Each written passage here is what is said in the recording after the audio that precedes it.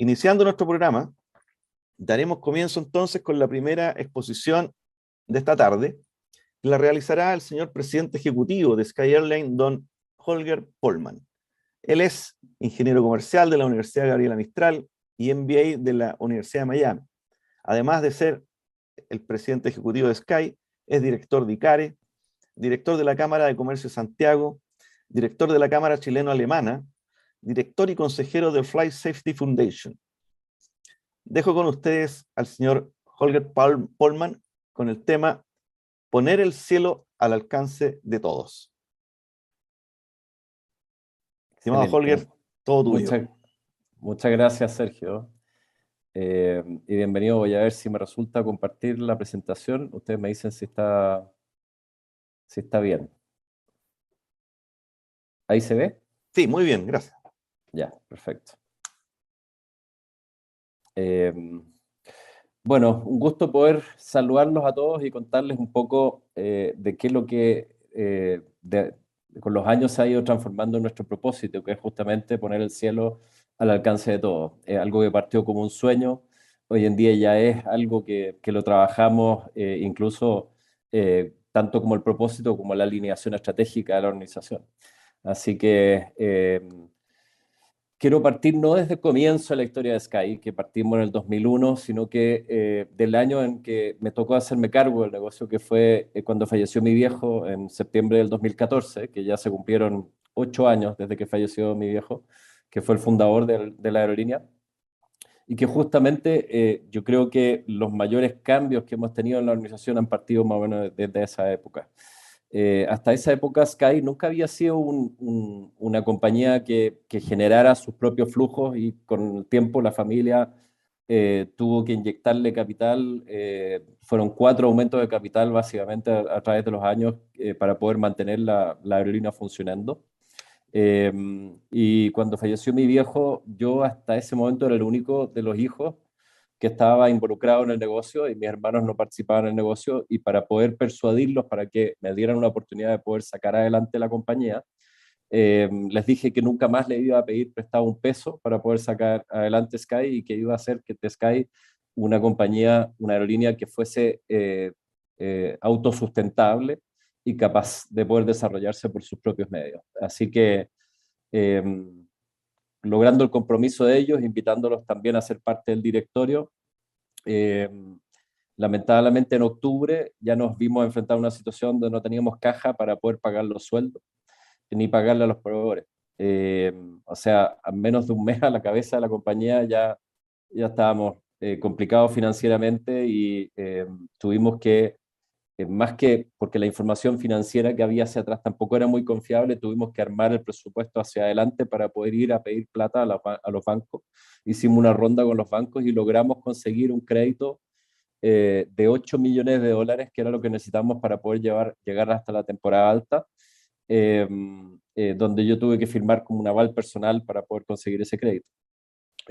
Así que gracias a la confianza del Banco Vice en esa oportunidad, logramos llegar a la temporada alta y de ahí en adelante empezar a ejecutar el resto del plan. Hasta ese momento Sky nunca había hecho un proceso de planificación estratégica. Ni siquiera sabíamos, no teníamos claro cuál era el modelo de negocio que nosotros teníamos, y era fundamental poder no solamente rearmar un buen equipo ejecutivo, sino que además definir en qué modelo de negocio nosotros íbamos a estar. Y vimos la oportunidad de hacer en esa oportunidad el cambio de modelo de negocio hacia lo que es el tema del low cost, pero para que tengan claro de que en realidad Sky ya lleva 13 años de vida, y en esos 13 años de vida teníamos aproximadamente 2.300 empleados, pero sin un proceso de planificación estratégica y con suerte con un tema de presupuesto. Se manejaba casi como un taller. Mi viejo tenía como 70 reportes directos en la compañía, y fue necesario reestructurar todo lo que es la parte de gestión, traer a gente nueva al equipo y definir el primer proceso de planificación estratégica. Y además de eso, estábamos en un mercado donde el operador principal del mercado tenía más de un 80% o alrededor de un 80% de participación de mercado, por lo tanto, bien dominante, más de lo que tenían las 3 principales cadenas de farmacia juntas acá en Chile. obviamente era un escenario bien desafiante poder plantearse el poder salir adelante con un negocio cuando éramos un competidor tan pequeño que además con suerte tenía claridad con respecto a cómo llevar el negocio. Pero fuimos en ese momento, yo creo que suficientemente valientes y atrevidos para poder cambiar las reglas del juego y empezar a cambiar la dinámica de la industria, donde nosotros hasta ese momento siempre habíamos sido un operador que más bien copiaba las prácticas del competidor de nosotros, que creíamos que era el referente de buenas prácticas, y la verdad es que empezamos a mirar hacia afuera de Chile, hacia varios otros mercados donde estaban las mejores aerolíneas del mundo. Empezamos a ver cuáles eran las características de ellos y cuáles características de ellos podían servir en el mercado chileno. Así que, bueno, decidimos salir a competir y darle la vuelta a la forma de hacer las cosas, cambiar los paradigmas. Ya dejó de ser aceptable en nuestra compañía que la gente dijera, no, es que en LAN lo hacen así o siempre lo hemos hecho así. Teníamos que cambiar radicalmente la forma de hacer las cosas, cambiar las prácticas completamente. Y como parte de ese proceso, bueno, definimos el cambio de modelo de negocio que tuvo un impacto. Este anuncio lo hicimos el 30 de agosto del 2015. Tuvo un impacto tan positivo en el mercado que sacamos la primera página de las últimas noticias, y además de eso fuimos el tercer concepto más buscado en Google ese año, después del Bono Marzo y después de la Copa América, que se jugó en Chile y la ganó Chile ese año. El tercer concepto, y en realidad la única empresa en realidad detrás en el top 10 de ese año fue Sky Airline. Y ahí uno puede darse cuenta de que realmente el cliente era lo que quería, esta cuestión de tener precios mucho más accesibles para los pasajes en avión. Cambiar el modelo de negocio significaba no solamente tratar de simplificar el producto lo más posible en lo que se llamó el unbundling hacia el cliente, para que el cliente solamente recibiera un producto más básico y pagara solamente por lo que quería, y si es que quería algo adicional podía comprarlo a la carta o en un bundle, sino que también implicaba hacer un trabajo súper fuerte en el enfoque de cómo mejorar la productividad, cómo mejorar la eficiencia y mejorar la simplicidad del negocio. Una de las primeras cosas que hicimos fue, por ejemplo, dejar de darle comida caliente en todos los vuelos a los pasajeros. Algunos quizás lo echan de menos de esa época todavía, pero la estructura del costo del servicio a bordo era el 6% de la estructura de costo total. Entonces, ese costo no era gratis, ese costo se lo teníamos que traspasar a los pasajes a los clientes. Pero cuando hicimos la encuesta, solamente el 20% de los pasajeros realmente valoraba que le diéramos comida arriba del avión, entre un 20 y un 25%. Entonces decidimos cambiar eso por el Buy on Board, y el Buy on Board nos permitió no solamente hacer más eficiente el proceso de servicio, sino que bajar de 800 kilos de peso de comida a 200 kilos de peso de comida, ayudar a hacer más eficiente el proceso de turnaround time, y de esa manera poder bajar el tiempo de avión en tierra y subir más la utilización de la flota. Y con todas esas cosas, al final el foco era de cómo poder sacar la mayor cantidad de horas de utilización diaria de los aviones. Con esas eficiencias en la reducción de costos, logramos bajar los precios, y al bajar los precios hacemos que más personas puedan volar, mejoramos el factor de ocupación. Además, cobramos algunos ancillaries que nos permiten bajar más todavía los precios, y al aumentar la utilización de los aviones logramos diluir más los costos fijos. Con eso logramos reducir de nuevo los costos un poco, y volvemos a bajar los precios y entramos en el círculo virtuoso de las low cost. Algunos de los cambios que vimos ya después de los primeros años de haber implementado, primero, cantidad de pasajeros. En 2014 transportamos aproximadamente 2,5 millones de pasajeros, y duplicamos prácticamente la cantidad de pasajeros al 2019. Pasamos de un factor de ocupación de 70% a un factor de ocupación de 84% en el 2019, y pasamos también en lo que es el tema de imagen de una recordación espontánea o el top of mind de un 4,1% al 35%, y de total de menciones del 70 al 87%, es decir, ya mucho más reconocido como marca, y además logramos bajar la tasa de rechazo de parte de los clientes de un 11% a tan solo un 2%. Eso en los primeros 4 años, o menos en realidad, el cambio de modelo de negocio lo empezamos realmente a ejecutar en el 2016, es decir, en 3 años de cambio de modelo de negocio logramos generar estas mejoras. Durante el 2018 empezamos a incorporar los primeros A320 Neo. En el 2019 logramos aterrizar en Perú, quiere decir que empezamos a operar en el mercado doméstico en Perú, y en menos de un año logramos pasar al segundo lugar en participación de mercado en Perú también, pero lamentablemente a menos de un año de haber empezado a operar, porque empezamos a operar en abril del 2019, nos golpeó la pandemia. Bueno, este es el equipo ejecutivo, pero yo creo que foco en el equipo ejecutivo y el directorio es que tenemos no solamente, tenemos un directorio bien, bien chico, solamente 5 miembros del directorio, y eso lo tratamos de hacer porque también a nivel directorio tratamos de ser lo más eficientes posible. Y además, algo que puede llamar la atención es que tenemos una buena participación de mujeres. Tenemos 2 miembros del directorio que son mujeres, de un total de 5, y el único miembro de la familia en el directorio soy yo. El resto son todos directores independientes, porque tenemos que reconocer que estamos en la Premier League al tener que competir con un competidor tan grande como LATAM por un lado, y otro competidor como JetSmart, que viene con los conocimientos de un fondo de inversiones norteamericano que es Indigo Partners, que tiene mucha experiencia en líneas aéreas. Ya que estamos en la Premier League, tenemos que jugar con los mejores jugadores de nuestro equipo, y eso es en el directorio y también a nivel de ejecutivo, que tenemos un equipo top también.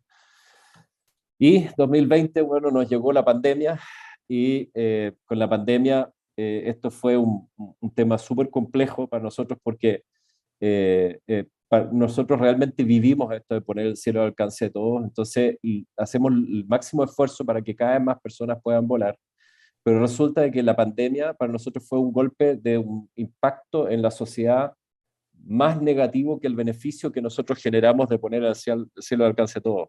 Y nos hizo tomar una decisión muy difícil, que fue decidir parar los aviones, ya no seguir haciendo vuelos comerciales, porque creíamos que teníamos que ser una ayuda a ayudar a solucionar el problema de la transmisión del virus. A esa altura, Argentina ya había cerrado los cielos, Perú también, Colombia también, y todavía se sabía muy poco de la pandemia. Creíamos que realmente la solución pasaba por ahí, pero al final se demostró que en realidad no era la mejor opción esto de paralizar el transporte aéreo.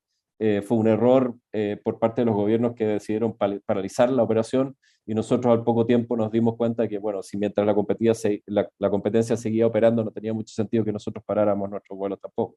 Así que a menos de 2 meses empezamos a volar de nuevo, pero sí decidimos bloquear los asientos del medio para poder tratar de reducir el riesgo, hasta que empezaron a salir los estudios de la IATA y de la CDC, que demostraban de que en realidad la probabilidad de transmisión arriba de los aviones era muchísimo más baja que en tierra.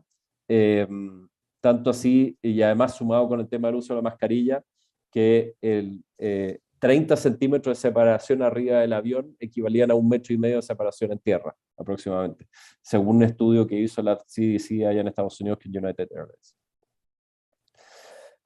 Nuestra prioridad durante la pandemia fue resguardar la salud de los trabajadores y los pasajeros, también proteger al máximo posible las fuentes laborales de la mayoría de los Skyers, que aguantamos todo lo que pudimos, pero en un momento determinado ya no pudimos seguir aguantando, porque la pandemia se estiró más tiempo de lo que nosotros esperábamos, así que lamentablemente tuvimos que dejar ir a algunas personas, pero tratamos de hacerlo de la forma lo más transparente posible con los sindicatos, conversando con ellos y tratando de decidir, de tomar esas decisiones en conjunto con ellos, básicamente.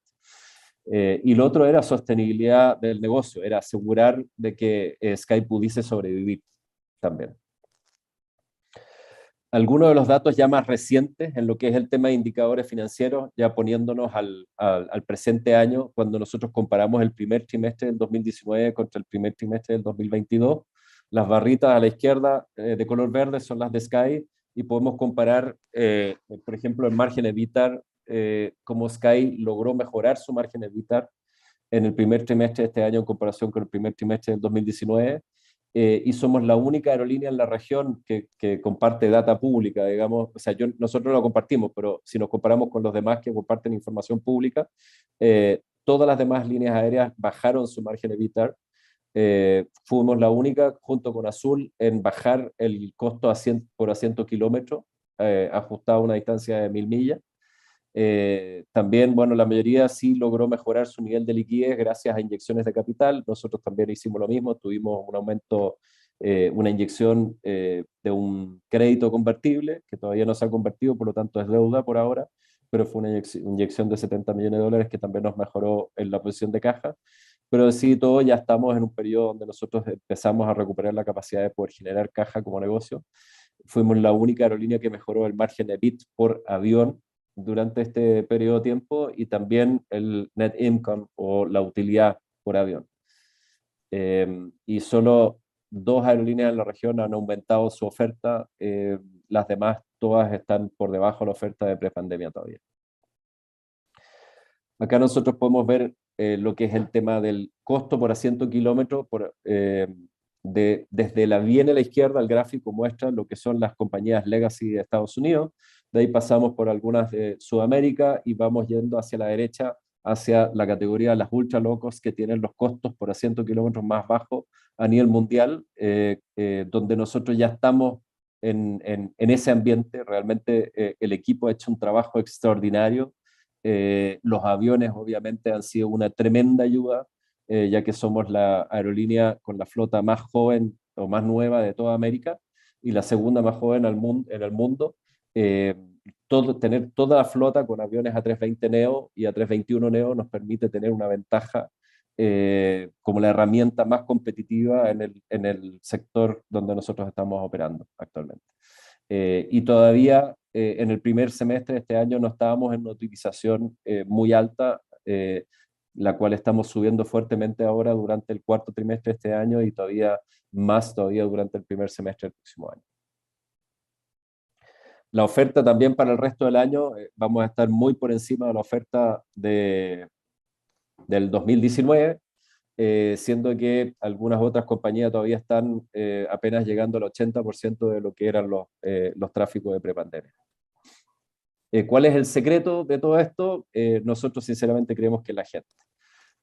Durante el proceso de cambio de mononegocio también hicimos una renovación de la marca, pero antes de cambiar la marca hicimos todo un proceso de descubrimiento de cultura de Sky. Y en este proceso de descubrimiento, donde participaron más de 300 personas de todos los niveles jerárquicos de Sky, descubrimos cuáles eran los valores que siempre tuvimos y los que queríamos proyectar con fuerza hacia el futuro. Esto de ser primero correctos, luego valientes, siempre cercanos y todos comprometidos.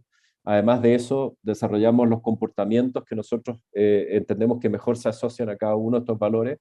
Y no solamente tenemos estos valores impresos en las paredes de la oficina, sino que estos valores realmente sirven como un faro para los comportamientos que nosotros tenemos. ¿Y por qué digo como un faro? Porque tenemos que entender que todos somos personas y como personas cometemos errores. Y a veces nos desviamos con respecto a estos valores y los declaramos intencionalmente para que la gente de nuestro equipo nos recuerde cuando nos desviamos con respecto a estos valores y que podamos enmendar el rumbo y dirigirnos de acuerdo a la luz del faro, que es la bitácora de valores de nosotros. Estos son todos los destinos a los cuales nosotros estamos operando actualmente, y además hace poco sumamos Miami en junio, y hace poco hicimos un anuncio de que vamos a empezar a operar de Santiago a Bariloche, de Santiago a Chiloé, es decir, una red que se está expandiendo fuertemente. Y el propósito de nosotros sigue siendo y seguirá siendo siempre poner el cielo al alcance de todos, la democratización de los cielos chilenos, y eso con la mejor flota y además adoptando técnicas de mayor flexibilidad para los clientes, tratando de mejorar el NPS con los clientes, o sea, la apreciación por parte de los clientes. Y gracias a eso, este año volvimos a ganar el premio Skytrax a la mejor aerolínea low cost de Sudamérica del 2022.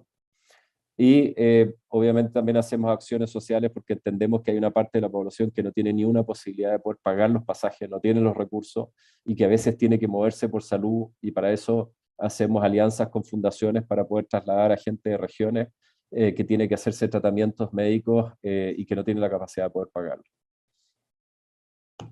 Tenemos un montón de motores en Sky, pero yo creo que el motor más importante que tenemos son las personas, de todas maneras.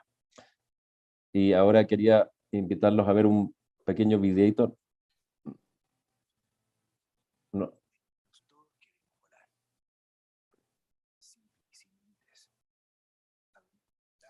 Sin sonido, Holger. Ya, me imaginaba. Bueno, ahí tendría que compartirlo de nuevo, así que voy a ahorrarme el video mejor para cumplir con el tiempo y además dejar más tiempo para preguntas, si es que tienen alguna pregunta. Traté de hacerlo lo más rápido posible para dejar más Sí, tiempo para preguntas. todo muy bien, Holger. Te agradecemos infinitamente tu presentación. No, no solamente nosotros como usuarios, digamos, de compañías aéreas, vimos el cambio de imagen, sino que también el cambio sustantivo en los aviones, digamos. Esa estandarización de flota a una sola compañía, dejando detrás los 737, eh, fue lo primero que creo yo mucha gente valoró. Yo tenía una pregunta mientras aparecen las que puedan hacer, digamos, nuestra audiencia, y dice relación con lo que salió en la prensa tiempo atrás relacionado con la fusión con Avianca, Holger. Ujú. Eh, ¿Qué nos puedes contar de esa noticia que salió publicada y por qué se produjo, digamos? Sí, bueno, obviamente en la pandemia el impacto a todos los que son las aerolíneas fue brutal. Eh, Imagínate que durante los primeros 6 meses nuestros ingresos cayeron a menos del 95%, es decir, bajaron a un 5%, y no había cómo poder aguantar. La verdad es que tenías que seguir pagando los sueldos, tenías que seguir pagando también a proveedores y varias otras cosas, y no tenías y los ingresos te fueron prácticamente a cero. Entonces fue una situación muy compleja donde tratamos de estirar la caja que teníamos lo más posible para poder sobrevivir, pero al mismo tiempo nos pusimos en campaña para poder salir a buscar a alguien que nos pudiese apoyar con capital fresco, con una inyección de caja, para poder permitir tener un runway más largo para Sky, para aguantar una pandemia que podía estirarse y que podía eh, aparecer nuevas cepas. Había poca claridad de cuánto más tiempo podía durar la pandemia, y para eso necesitábamos suficiente caja para poder aguantar el paso por el desierto. Y en eso finalmente encontramos un fondo de inversiones que estuvo dispuesto a invertir $70 millones en Sky, pero que no fue una inversión en acciones, sino que fue una deuda convertible. Y esa deuda convertible, ese fondo de inversiones estaría siendo parte de lo que es el grupo Abra, que sería el grupo que pasaría a controlar a Avianca, Gol y Viva. Eh, pero ese fondo de inversiones, mientras no convierta la deuda, sigue siendo deuda, y el día de hoy el directorio de Sky no ha cambiado, seguimos siendo los mismos directores de antes, y el control lo sigue teniendo la familia en casi un 99% de la compañía. Así que en realidad la forma como hacemos la gestión no ha cambiado nada, sigue siendo controlada 100% por nosotros, y lo que sí existe la opción para esta gente, los dueños del bono, de poder convertirlo en cualquier momento durante los próximos 5 años. Muchas Eso es. gracias, Holger. Oye, otra pregunta que quizás sale, pero bueno, si no sale, probablemente algunos van a decir, oye, pero ¿por qué han subido tanto los precios últimamente de los pasajes? Y es verdad que han subido los precios, es innegable. Sobre todo se viajan a Europa, que casi no se encuentra pasaje en economy por menos de $2.500 o $3.000, que es una brutalidad. Pero la verdad de fondo es que más del 80% del alza del costo se explica por el alza del precio del combustible. Sobre todo comparado con el año pasado. El año pasado el precio promedio del barril fue menos de $40 del barril de petróleo. Ahora estamos en 90, $95 el barril de petróleo, y llegamos a estar a 120 durante este año. Entonces, los precios, el costo del combustible pasó a ser más del 50% de la estructura de costo de las aerolíneas, básicamente. Y eso ha tenido un impacto gigante, y no solamente eso, en el caso de Chile, también el tipo de cambio ha tenido un impacto muy fuerte en el costo, y porque el 70% de la estructura de costo de una aerolínea en Chile está indexada en dólares. Los aviones los pagamos en dólares, los sistemas los pagamos en dólares, el combustible al final es todo importado, por lo tanto también está indexado en dólar, el mantenimiento es en dólares, o sea, lejos la mayor parte de la estructura de costo de una aerolínea está indexada en dólares. Entonces, eso explica mayoritariamente el tema del alza de precios. Muchas gracias, Holger. Tenemos preguntas, tú las puedes ver ahí en Question and Answer también. Ya. Verá, Eduardo Muñoz pregunta qué herramientas estratégicas de gestión de recursos humanos usaron para sensibilizar y comprometer al personal. Hicimos una evolución completa. Si yo te dijera que a mí me tocó un año antes que falleciera mi viejo estar como director de operaciones. Y teníamos en operaciones hasta ese momento una sola persona que iba 2 veces a la semana a visitar a todo el equipo que trabajaba en operaciones, que eran como 1.800 personas. Tuvimos que crear una nueva dirección de personas en el área de operaciones, pero obviamente tuvimos que incluir todo lo que es el tema del desarrollo de la cultura, y relacionar el tema de la cultura también a todos los procesos básicos de recursos humanos, como por ejemplo todo lo que es el tema de la evaluación de desempeño, incluye el tema de los valores o la cultura dentro de la evaluación de desempeño. Además de la evaluación de desempeño, obviamente, todo lo que es el tema del proceso de selección. Tuvimos que sofisticarlo mucho, mejorarlo mucho el proceso de selección, y además incluirlo ya el análisis del fit cultural antes de contratar a las personas. Pero herramientas, yo más que una herramienta estratégica, yo creo que lo que nosotros usamos fue ir a ver quiénes eran los que tenían las mejores culturas organizacionales en la industria aeronáutica a nivel mundial. Y sobre eso, cuando tú sales a buscar benchmarks, tratas de encontrar también, ojalá que sean benchmarks que tengan suficiente material escrito sobre eso, como para poder entender qué es lo que han hecho las otras compañías para poder tener un benchmark tan bueno. Y en ese momento nos llamó la atención que tanto JetBlue como Southwest eran las compañías que tenían el mejor clima laboral a nivel mundial. Y encontramos más material de lectura sobre el caso de JetBlue, de cómo lo hizo. La persona que estuvo a cargo de todo lo que es el tema de cultura y desarrollo de clima laboral en JetBlue escribió un libro, y encontramos un montón de material que nos sirvió como base para poder trabajar nosotros el proceso de descubrimiento de cultura y el desarrollo de la cultura dentro de Sky. Nunca habíamos hecho, hasta el 2015, nunca habíamos hecho un estudio de clima laboral, y obviamente eso pasó a ser una herramienta clave para nosotros. Hoy en día el clima laboral, o desde el 2015 en adelante, el clima laboral es un indicador clave de gestión del negocio. Así como el NPS de los clientes también lo es el clima laboral que nosotros percibimos. Y hemos hecho un trabajo donde hemos ido mejorando el clima laboral desde un 52% en el 2015 hasta arriba del 80% actualmente. Entonces, es un aspecto fundamental para nosotros el que todos los stakeholders estén bien, el desarrollar una relación de confianza con todos los stakeholders. Y probablemente el principal stakeholder para nosotros es la persona que trabaja en Sky.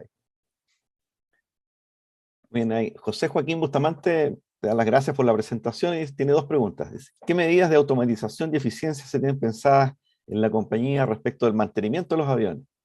Actualmente existen propuestas de mantenimiento basado en condición como modelo de negocio.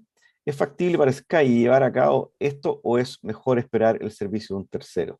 Y la segunda pregunta, ¿se tiene pensado en tenerla en la ciudad de Concepción como un segundo foco de vuelos internacionales para no tener que hacer escala en Santiago?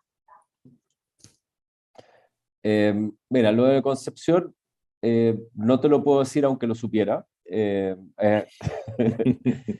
pero en lo que son las prácticas de mantenimiento, en general, nosotros yo te diría que las últimas capacidades que hemos ido incorporando ha estado mucho basado en el tema del uso de la data.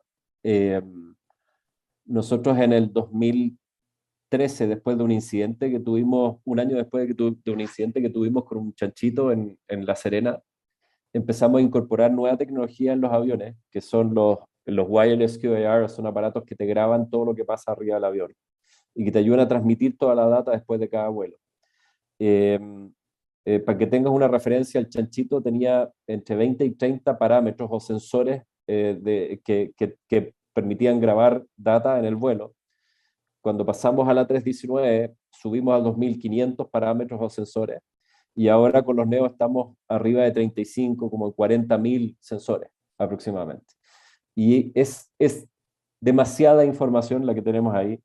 Partimos haciendo gestión de seguridad como primera prioridad con todos esos sensores, y después empezamos a agregar información o también empezar a revisar, por ejemplo, los niveles de adherencia con respecto a los Standard Operating Procedures desde el punto de vista de la eficiencia. Y además empezamos a ver todo lo que es datos de predictores de falla de los componentes. Y eso ya llevamos varios años haciéndolo, y yo creo que ha sido una tremenda contribución porque nos permite saber a veces antes de que fallan los componentes la posibilidad que puedan fallar. Una IDG, por ejemplo, que es una unidad que puede costar más de $500.000, un componente que va en el motor. Si tú vigilas el nivel de temperatura del aceite en la IDG, si pasa un determinado rango hacia arriba, es altamente probable que esa IDG pueda llegar a fallar. Y si es que falla, es altamente probable que la falla sea catastrófica y no puedas recuperarla. Es decir, que pierdas la unidad y que tengas que comprar una unidad nueva. Entonces, nosotros empezamos a monitorear la temperatura de la IDG y empezamos a remover unidades antes que fallaran a Lufthansa Technics, que era nuestro proveedor en esa época de reparación de los componentes. Y ellos nos lo mandaban de vuelta diciéndonos no fault found, es decir, que la unidad como que no tenía fallas, no presentaba fallas. Y resulta que nosotros le decíamos, oye, esto te conviene a ti porque esta unidad va a fallar, y la volvían con la temperatura alta de nuevo y la volvíamos a remover, y ha sido básicamente es una nueva área que se está desarrollando en lo que es el tema del mantenimiento predictivo de componentes con más data que antes las aerolíneas no contaban. Y los aviones, especialmente los neos, tienen mucho más data que el resto de las flotas que andan en el mercado, y con eso esperamos poder desarrollar cada vez más capacidad de poder detectar predicciones de fallas antes que estas sucedan. Así que no sé si me fui muy por la tangente con esa respuesta, pero traté de contestarlo. Yo creo que por lo menos por ese lado es donde hay, creo, más oportunidades de poder mejorar la gestión de mantenimiento a través del uso de la data. Muy bien, Holger. Aquí tengo una pregunta social, que me encantó que le hiciera María Alvarado, porque en el fondo ella señala que trabaja, digamos, con personas vulnerables, sobre todo regiones, y pregunta qué tipo de convenios tienen con fundaciones para poder acceder, digamos, a algún beneficio con los niños. Sí.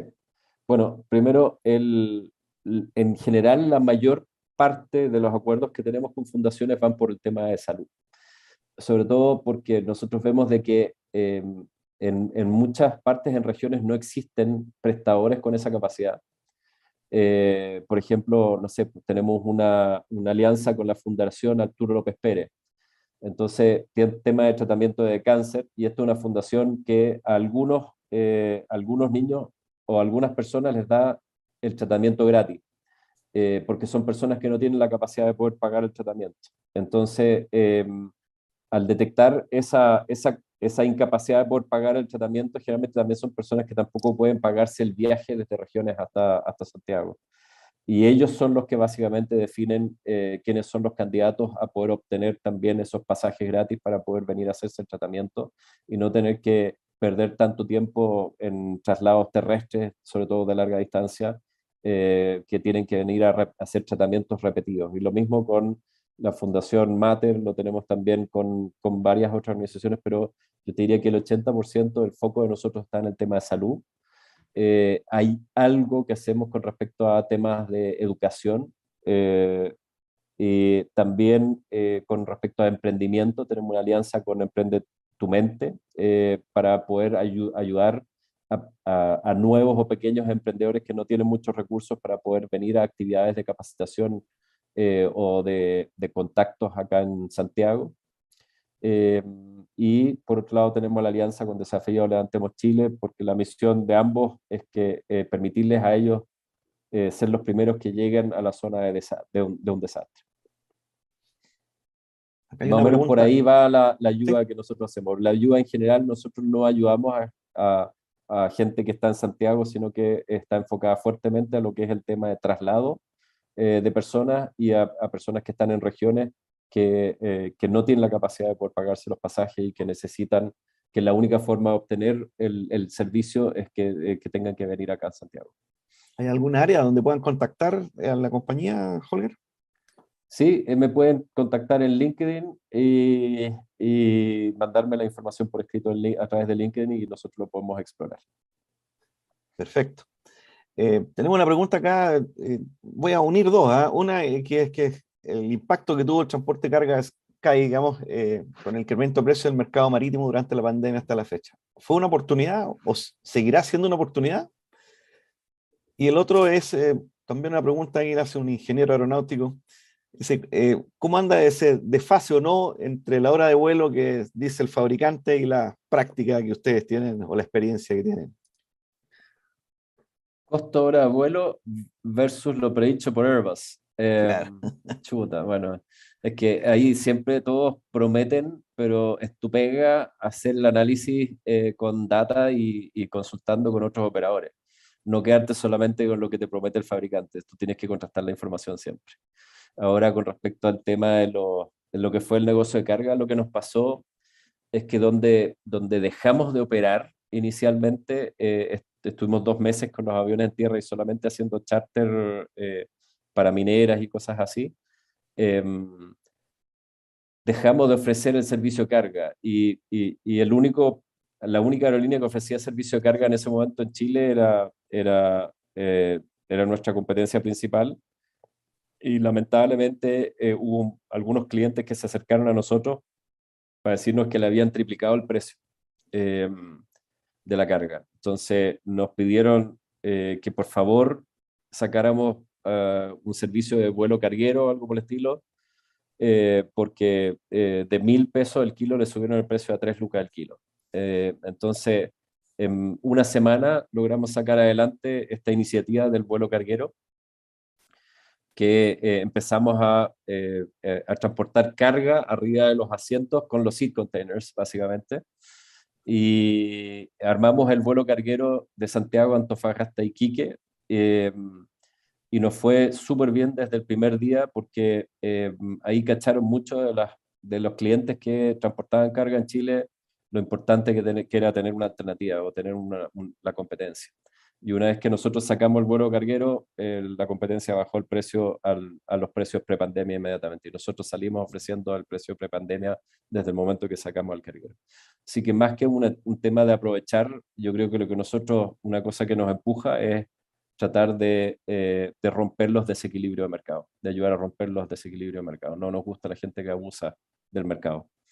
Eh, y nosotros en general como negocio tratamos de tener una operación rentable, pero lo justo necesario para poder asegurar la sostenibilidad del negocio.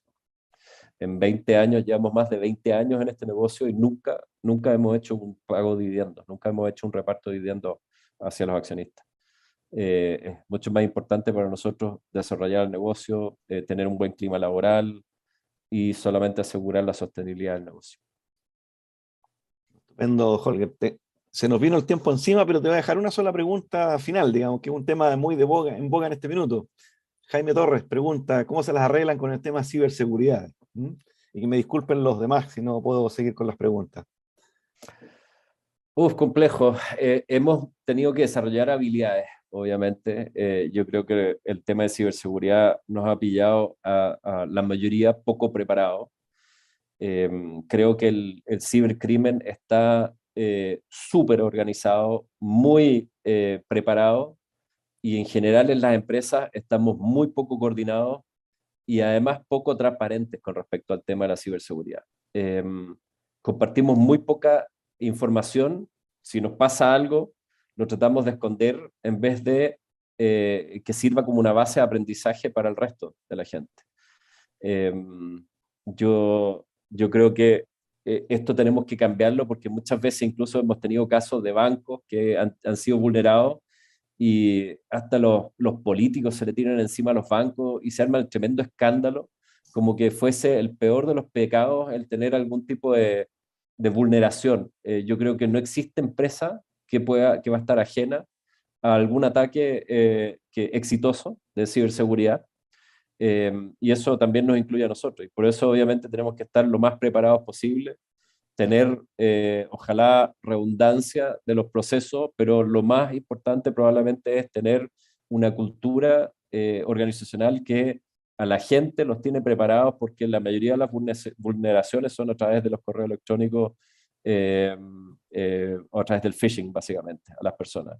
Por ahí está la principal vulnerabilidad, y para eso lo que tenemos que hacer es con frecuencia el ethical hacking, para que la gente esté preparada y no caiga en la trampita de los hackers. Pero además de eso, a través de la Cámara de Comercio de Santiago, yo eh, empujé para que desarrolláramos un círculo de ciberseguridad. Así que tenemos ese círculo de ciberseguridad que ya cuenta con 20 miembros, lleva 2 meses de sesiones y estamos tratando de incorporar a más gente para justamente crear esta cuestión de la cultura de compartir información en temas de seguridad y aprender a través de los errores de los demás, que los demás estemos cometiendo. Perfecto, Holger. Bueno, muchas gracias por haber tenido al presidente ejecutivo de Sky Airline con nosotros, Holger Polman. Muy interesante. Muchas gracias por la presentación. Le deseamos el mejor de los éxitos a la compañía Sky Airline. Y para nosotros como Colegio de Ingenieros, el haberte tenido presente, Holger, no puedo dejar pasar como secretario general también del colegio la invitación para que te colegies, pues como ingeniero comercial puedes estar en el colegio también. Así No que, sé, como ingeniero comercial no sería visto como un patito feo dentro del colegio de ingenieros. pero para nada, pues para nada. Tenemos la especialidad en Ingeniería Comercial y Control de Gestión, que fueron los Yeah. fundadores del Colegio de No, Ingenieros. venga. Yeah. Claro, fueron los fundadores. Entonces, por ese motivo, evidentemente, muy interesante que pudieras participar con nosotros en forma permanente. Muchas Yeah. gracias nuevamente, Holger. Interesantísima la presentación. Lamento no poder haber leído todas las preguntas que habían, pero queremos cumplir también con el horario. Y bueno, esta Venga. segunda vez que tenemos a Sky Airline y primera vez que estás tú presente, pero de todas maneras, sin duda, quienes rompen el mercado, ¿verdad? Y tienen necesariamente diferencias que deberían conocer todos, estás presente con nosotros. Así que muchas Mu- gracias, Holger. No, muchísimas gracias a ustedes, Sergio, por la oportunidad, de todas maneras. Y feliz, cuando quieran invitarme de nuevo, invitar a alguien más del equipo, feliz en poder participar. Si quieren profundizar en algún tema específico, también podemos preparar cualquier cosa con respecto a eso. Encantado.